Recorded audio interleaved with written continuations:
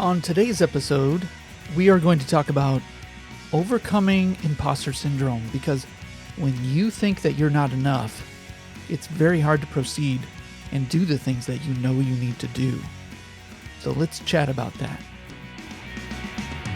Welcome to Switch to a Tech Career in Your 30s and 40s, the podcast where we talk about the ups and downs of the journey going from any other career into a tech career and helping you get over the humps and through the tough parts so you don't go to either side of the road and go into the ditch, but you can stay right on your journey and then hit the gas and get to your destination, a new shiny tech career, as soon as you possibly can.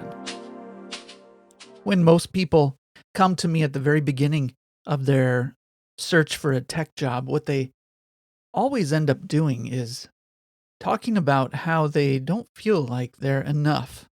They're not good enough to switch from being a barista into a data analytics analyst. They're not good enough to go from waiting tables or teaching school in an elementary school over into a career in data science or mobile development.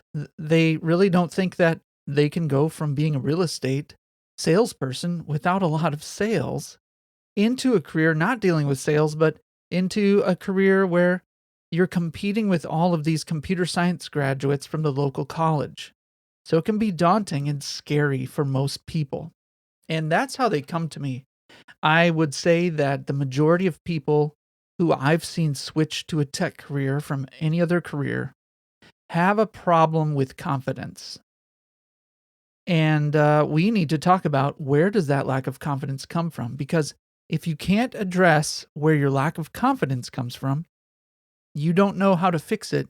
And so you feel like you're just faking it. And that is the imposter syndrome.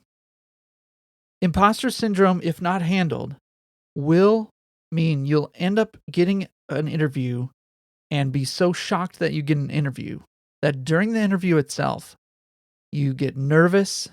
You sit around wondering if you're going to say the wrong thing so you don't say something. You might get so nervous about the words they use in the interview that you will shut down. Or worse, you will say something that exposes that you really don't know what you're talking about. So while all of those things can happen, the worst part of it all is not making mistakes in interviews. The worst part is the fear that you're not good enough in order to take the job. So, to get to the root of the issue, most people, what they do is they keep going into Coursera, or they keep going to YouTube, or they enroll in more certification programs, or they'll just stall and just Google things and wait a few months and thinking that time makes this problem go away. But it doesn't really make the problem go away at all to do all of those things. All of those things are really just symptoms that you don't know what you're doing. Now, a lot of people in conversations about this will simply say, you have to feel good about yourself. You have to be a person that knows you're full of value, and you have to have an ego or self-worth issues need to be handled. But I would like to say and propose to you that while all of those things may be true about yourself, the biggest problem that needs to be solved is specifically you need to have more skills gotten in a way, okay, not just more skills, but skills gotten in a way or achieved in a way that forces you to give value to someone outside of yourself. So doing a project for yourself is nice, but once you do a project for someone else, you start to get some traction and confidence in what you can do. But the issue with that is you always, when you do a project for someone else, you will always have to do some things that are a bit messy and don't seem to line up with the idealist position that to get a tech career, you need some education and certification and then put your resume out there and then you'll get a tech career out of it. That's just not going to be true. It will be messy in that while you are on your path to getting the skills, you are going to need to do projects for other people or other organizations. And as you do those, you will always have to go and find out some answers to things you never thought that you'd have to find out. You will be, in other words, niching down a little bit into um, the real nitty gritty and all of the metadata, so to speak, the extraneous soft skills, technical skills that go around and support the skill you got in a certification. Okay? So the difference between someone who's getting out of a Coursera course and got their certification and someone who feels confident and is not feeling like an imposter, the difference between those two people is experience in the real world. So that is what I would like to propose to you is the solution for feeling like you're not enough. The truth is when you feel like you're not enough, a lot of that is because you're not quite enough. Some of it is because we all feel that way. All right. So you're listening to this and trying to understand how to get over imposter syndrome. And I'm coming back at you and saying, you're always going to live with a little of that. And if you don't, it means you probably have some mental, uh, you have some mental roadblocks to your career in the area of soft skills. The most people that I know that think they're enough for everything and good enough for everything, they aren't, but they think they are, and that is a stumbling block. Okay? So maybe they need some humility or just need a little more experience to realize they're not enough. All right. So, how can you overcome your feelings of not being enough? The number one way you can overcome that is by getting experience, by getting value, giving value to people around you. So that's the number one way. You can, you can try to get more certs. You can try to get more education. But all of those things, I would say, a person who's lost in tutorial purgatory is someone who doesn't feel like they're enough and they're really just trying to do everything they can to avoid doing a project somewhere for someone. So, when I was switching into a tech career, I was doing projects, and the same thing happened when I was trying to level up from my tech jobs after I got into a tech career. As I did the jobs and took the clients, I understood that I really didn't know all the ins and outs of developing websites or mobile apps, and I had to figure some of them out. I remember sitting down and almost regretting that I took a client because the client came with the project that I got from the client came with all this baggage dealing with back end services that I had to figure out. And if I hadn't figured those out, I wouldn't be able to keep the client. So I had to figure them out. All right. So that's the scary part of taking on a client is you're going to be doing things that you never thought that you would have to do. So give value to those around you.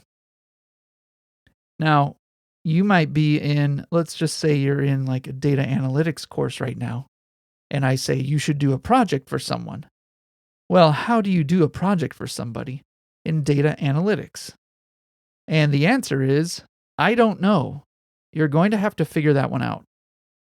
And that's something that you can figure out by asking other people who are in the courses you're in or asking your instructor in the course. One thing I do know is that if you can figure out a project to do for other people and show that you've provided value for a client, whether it's paid or free, well, you're going to stand out among the crowd of people who haven't done any projects for anyone other than for their college or in their training. Of course, in your training, you probably have a little project to do. Whatever it takes, give value to other people. Because all you're doing when you start to interview for positions in tech is you are you are being evaluated to see if you could give value to the people in tech. And if you've done a good job for other people, it's easy to show them in your interview that you can provide value for them. And if you haven't done a good job for other people, you're going to feel like an imposter who's getting something you don't deserve. And the truth is, you probably don't deserve it. Now, other than giving value, how else could you figure this out and get over your imposter syndrome? Well, there is really no way around this other than getting the skills and then giving the skills out to other people and other organizations. But there is a slight twist on what I've mentioned. And one of the twists, I'm sure there are a few, but one of the twists is to get into something like an internship. You could get into an internship and these are paid or free. What these will do for you is give you a very little amount of money or no money to do things like it's basically like job shadowing, to do things in your area that you're trying to get into so that you can provide value to somebody and get that on your resume. And that will help you with your imposter syndrome. Another thing you could do as another slight twist is a boot camp. And if you get into a boot camp, they're going to give you sort of college level courses or like night class. And depending on the boot camp, it could take an amount of time or money that's not going to work for you. I know for myself, it just didn't work. And a lot of my private clients, don't have time to do boot camps because they're working other jobs providing for their family. But a boot camp may do that for you if you choose to go that route. I will tell you with a boot camp, beware that a lot of times there are promises made, and they often, especially in 2024 here, now we are outside of the pandemic and boot camps are big business. You may not get the results you were promised, so beware. It's a big investment of time, especially. You can get your money back, but you can't get your time back. So just be careful about those. How else can you provide value for other people? Think of people that you know that need projects done outside of the role that you're trying to acquire. So we're back to data analytics. You can't think of a project to do for a local boutique down the street. Well, maybe you'll have to change a little bit and create a website for them. And then maybe track some data from the website and somehow relate it to data analytics. See if you can figure out a way to work into another enveloping project the skills that you need to show off when you're interviewing for data analytics positions. So no matter what area or role you're trying to get into in tech, so you can level up your pay and get some more family time, no matter what you're trying to switch into, be open to doing other skills and providing value through these other areas of skill and other roles, like doing websites, I mentioned, so that you can go and at least show that you've given value in the world of tech. So, one of the things that I did, again, I switched into tech, and then I leveled up. I went from web developer to iOS developer for iPhones, iPads. And my first position I had as an iOS developer I didn't get hired right away because I didn't have any experience. So this might work for you. It might work for a local company. I was hired with the contingency that if they give me a new project to do in an area that I'd never done before, and I can learn that new tech area, it was like a mobile site back then, having a site that would, we had a lot of mobile sites that were just bespoke. You had to create 2 websites back in the day. Okay. You didn't have software that quickly and easily dynamically loaded and changed images and the layout. You didn't quite have that yet. So they asked me to do a mobile site in .NET. And if you're around my age, you might remember that phrase .NET. So they had me do that for 2 months. I learned it. I made their website for mobile. And then they said, okay, Brooks, you can do our iOS app. because they knew that I could learn something new, because they knew that I could, put my head down and figure it out and move forward. And that's how they knew they could have me do their iPad app. So there is another little angle that you've got to look out for. Now, as you listen to this podcast, you might say, well, Brooks, I just don't know if I can do any of that. Well, that is the response of someone who is maybe you're honestly evaluating what I've said, but you really haven't seriously added these to your list of things to try and thought about how you could give value to organizations around you.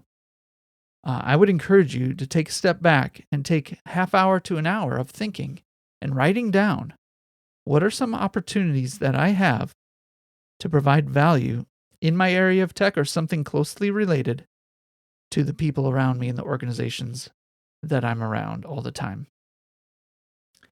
All right, so it's going to be some work, but I know you can get over your imposter syndrome.